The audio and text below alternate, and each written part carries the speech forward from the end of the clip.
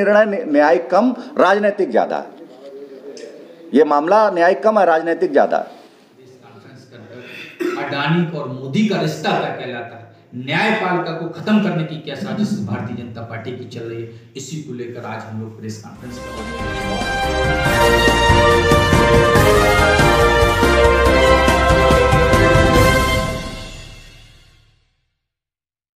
लोकतंत्र का गला घोंटना और विपक्ष को डराना धमकाना, ये सब देश के लिए नुकसानदेह है। बरेली से खबर बुलंद भारत के लिए कामरान अली की रिपोर्ट। आज बरेली में कांग्रेस के महानगर कार्यालय पर एक प्रेसवार्ता का आयोजन किया गया। प्रेसवार्ता को संबोधित उत्तर प्रदेश कांग्रेस के महासचिव कुमुद गंगवार ने किया। प्रेसवार्ता में शामिल रहे बरेली के जिलाध्यक्ष मिर्जा अशफाक सिकलानी, महानगर अध्यक्ष अजय शुक्ला, कांग्रेस कमेटी के प्रवक्ता डॉक्टर केबी त्रिपाठी और नगर पालिका देवरिया से संभावित चेयरमैन पद प्रत्याशी नाजिम नेता व कांग्रेस जन। प्रेसवार्ता को संबोधित करते हुए जिलाध्यक्ष मिर्जा अशफाक सिकलानी ने कहा, सभी पत्रकार साथियों को मैं आपका दिल से धन्यवाद करता हूँ। आज की प्रेस कॉन्फ्रेंस श्री राहुल गांधी जी ने संसद में 3 सवाल किए थे और एक भी सवाल का जवाब प्रधानमंत्री जी ने नहीं दिया। इसी को लेकर आपने देखा कि उन्होंने कहा था कि जो अडानी द्वारा तमाम हमारे देश के लोगों का पैसा अपनी कंपनियों में निवेश करके उनका पैसा कहीं ना कहीं हड़पने की जो साजिश चल रही है, उसको लेकर उन्होंने सवाल किया था कि मोदी जी आपका अडानी से रिश्ता क्या है। इसको लेकर आपने देखा कि प्रधानमंत्री जी को वो चीज बर्दाश्त नहीं हुई और उन्होंने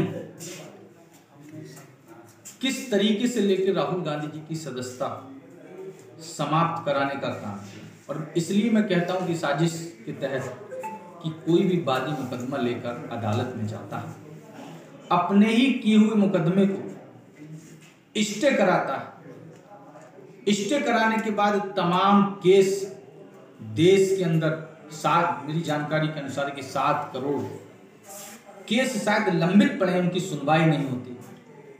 बच्चियों के साथ दरिंदगी हो जाती है, हत्याएं कर दी जाती हैं, बलात्कार हो जाता है, उनको न्याय नहीं मिलता, उनकी चप्पलें घिस जाती हैं। लेकिन आप देखिए इस मानहानि केस में जो राहुल गांधी ने सच्चाई के तौर पर कहा था कि चोर को चोर कहना कोई गुनाह नहीं होता, चोर को चोर कहा था। आपने देखा चोर को चोर कहने की सजा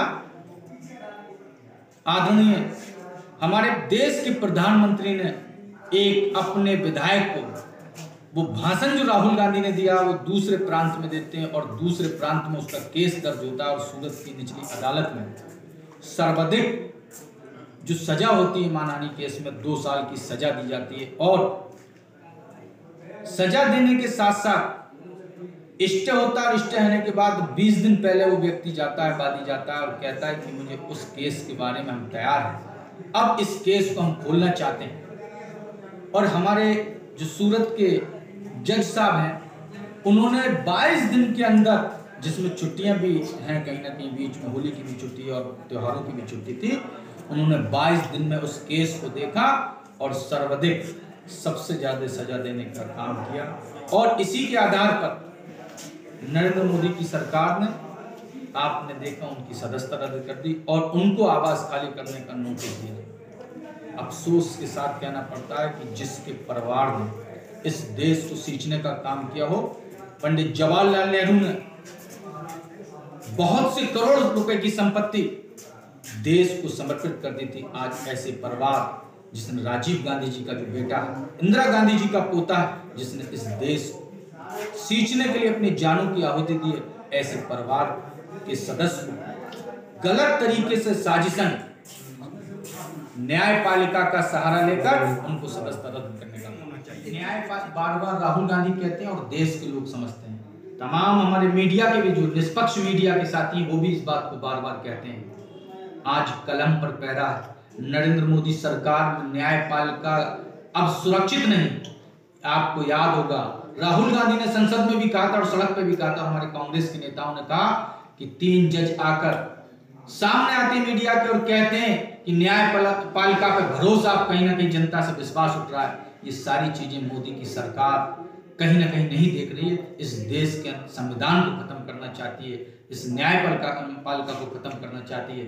इसी के साजिश के तहत आदरणीय राहुल गांधी जी संसद में ना बोलें, इसी को लेकर उनसे सवाल जवाब ना करें, इसी को लेकर सुनाया। गैर कानून से उनके सदस्यता रद्द की गई, तो क्या इसको मामले को लेकर अब सुप्रीम कोर्ट आप जाएंगे? हमारा नेतृत्व इस पर विचार कर रहा है, राय ली जा रही है, और जो हमारी स्ट्रेटजी है कांग्रेस के नेताओं की वो सबके सामने नहीं रख सकती, लेकिन हमारा राष्ट्रीय नेतृत्व इस पर विचार कर रहा है।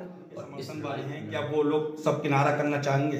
देखिए, इस पे हमारा राष्ट्रीय नेतृत्व बैठकर चर्चा कर रहा है। कल भी हमारे कांग्रेस के अध्यक्ष आदरणीय मल्लिकार्जुन खड़गे जी की यहाँ पर हमारे विपक्ष के दल के नेताओं की और हमारे कांग्रेस के सांसदों की बैठक हुई। उन्होंने तय किया है कि आगे की रणनीति क्या होगी। हम लोगों को निर्देश आया कि जिले में आज हम जो भी देश के अंदर जितने भी जिला मुख्यालय हैं सब जिले में आज प्रेस कॉन्फ्रेंस कर अडानी और मोदी का रिश्ता क्या कहलाता है, न्यायपालिका को खत्म करने की क्या साजिश भारतीय जनता पार्टी की चल रही है, इसी को लेकर आज हम लोग प्रेस कॉन्फ्रेंस कर रहे हैं। और हमारा अगली रणनीति की कल और परसों हम हर ब्लॉक मुख्यालय पर अपना प्रेस कॉन्फ्रेंस करेंगे और उसके बाद हमारा अगली रणनीति की हम इसमें आंदोलन करेंगे, सड़क पर उतरेंगे। हमने संसद भवन का घेराव किया, सत्याग्रह करा, हम जिला लेवल पर ब्लॉक लेवल पर सत्याग्रह करेंगे। क्या निकाय चुनाव सामने है, निकाय चुनाव का बिल्कुल बच चुका है, क्या ये राहुल गांधी की सजा को लेकर कहीं ना कहीं कांग्रेस को इससे नुकसान पहुंचेगा?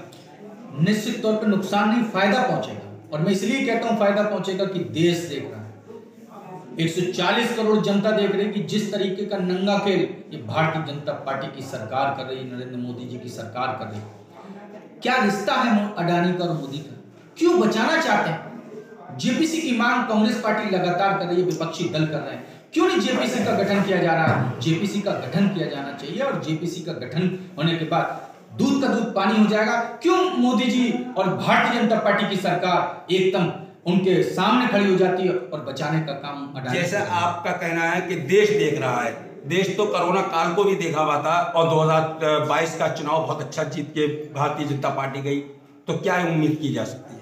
जनता सबसे बड़ा भरोसा होती है और जनता का फैसला ही सबसे बड़ा सर्वोच्च फैसला होता है। लेकिन जो नंगा खेल भारतीय जनता पार्टी करी, मुझे विश्वास है कि इस बार देश की जनता ये भारतीय जनता पार्टी के नंगे खेल को समझ रही है। लोकतंत्र खतरे में नहीं, महंगाई को लेकर चर्चा नहीं करते, देश में कानून व्यवस्था बिल्कुल चरमरा गई है। इन सारी चीजों को लेकर अब देश की जनता ने कुछ मन बनाया है और मुझे विश्वास है कांग्रेस पार्टी का साथ देगी जनता और आने वाले नगर निकाय चुनाव में भी, और जो भी लोकसभा का पार्लियामेंट का चुनाव होगा उसमें कांग्रेस पार्टी मजबूती के साथ आपको जनता का समर्थन प्राप्त होगा और निश्चित तौर पर आगे। वहीं पर प्रेस वार्ता में बोलते हुए उत्तर प्रदेश कांग्रेस कमेटी के महासचिव कुमुद गंगवार ने मोदी सरकार व भाजपा पर हमला बोला। उद्देश्य तो एकदम साफ है कि पूरे हिंदुस्तान में एक अघोषित आपातकाल लागू कर दिया गया है और हमारे नेता आदरणीय श्री राहुल गांधी जी ने जो सवाल उठाए संसद में या जो संसद के बाहर सड़क पे सवाल उठाए कि मोदी जी आपका अडानी से रिश्ता क्या है, वो रिश्ते को क्यों छिपाया जा रहा है, उस रिश्ते को देश के सामने क्यों नहीं उजागर किया जा रहा है, उद्देश्य सिर्फ ये। राहुल गांधी जी को 2 साल में सजा सुनाई गई, उस पर क्या कहना चाहते हैं? और जो सांसद पे सदस्यता समाप्त कर दी गई। देखिए, सरकार पूरी तरह से श्री राहुल गांधी जी से बहुत डरी हुई है, वरना उस केस में जैसे मैंने पीछे भी काफी तथ्य दिए जिसमें 2 साल से अधिक सजा ही नहीं हो सकती थी। और जहां तक मेरी जानकारी है, किसी भी व्यक्ति को हिंदुस्तान में डिफेमेशन के केस में 2 साल की सजा हुई ही नहीं।